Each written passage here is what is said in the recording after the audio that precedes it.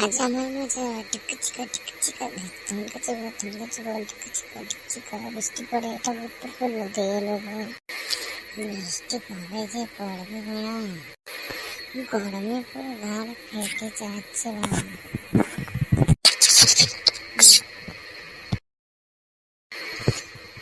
আমাদের ছেলেগুলো কোথায় গেল বাড়া, খুঁজে পাচ্ছি না। এই তো গুদরি বেটা, এ রাখিস, এই গুদরি বেটা শোন, বললে ধন খেয়েছে আজকে ধন খেলছিস বাড়া?